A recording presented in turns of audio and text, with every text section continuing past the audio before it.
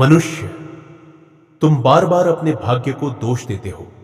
जब तुम्हें सफलता नहीं मिलती तब तुम कहते हो मेरी किस्मत खराब है। लेकिन क्या तुमने कभी अपने कर्मों को देखा?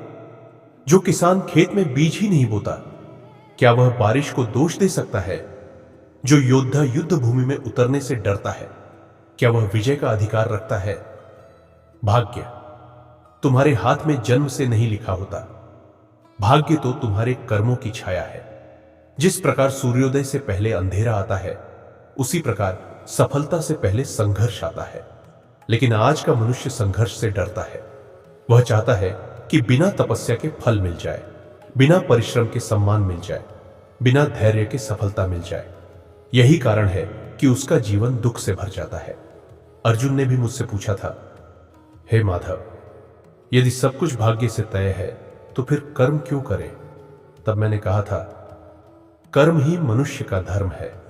यदि केवल भाग्य से सब कुछ होता तो जंगल में पड़ा पत्थर भी राजा बन जाता। लेकिन ऐसा नहीं होता, क्योंकि ईश्वर अवसर देता है, पर सफलता तक पहुंचने का मार्ग मनुष्य को स्वयं चलना पड़ता है। सुनो मनुष्य, जब तुम हार जाते हो तब संसार तुम्हारे भाग्य पर नहीं, तुम्हारी मेहनत पर प्रश्न करता है। एक गरीब बालक रात भर जागकर पढ़ता है। उसकी आंखों में नींद होती है, पर उसके सपनों में आग होती है। वहीं एक अमीर व्यक्ति सुविधाओं के बीच बैठकर अपने समय को व्यर्थ करता रहता है। समय बीत जाता है और फिर वही गरीब बालक एक दिन इतिहास लिख देता है। लोग कहते हैं उसकी किस्मत अच्छी थी, लेकिन कोई उसकी अधूरी नींद नहीं देखता, कोई उसके संघर्ष नहीं देखता, कोई उसके टूटे हुए दिन नहीं देखता। मनुष्य केवल परिणाम देखता है, पर ईश्वर मेहनत देखता है। याद रखो, भाग्य तुम्हें उतना ही देता है जितना तुम्हारी मेहनत सहने की क्षमता रखती है। यदि तुम्हारे भीतर संघर्ष करने का साहस नहीं, तो बड़ी सफलता भी तुम्हें नष्ट कर देगी। सोने को भी चमकने से पहले आग में जलना पड़ता है। हीरे को भी अनमोल बनने से पहले हजारों चोटें सहनी पड़ती हैं। तो फिर तुम क्यों चाहते हो कि बिना संघर्ष के महान बन जाओ? जब रास्ता कठिन हो तो समझ लेना कि तुम सही दिशा में चल रहे हो, क्योंकि आसान रास्ते कभी महान मंजिल तक नहीं पहुंचाते। सुनो, जब पूरी दुनिया सो रही होती है, तब तुम्हारी मेहनत तुम्हारा भविष्य लिख रही होती है।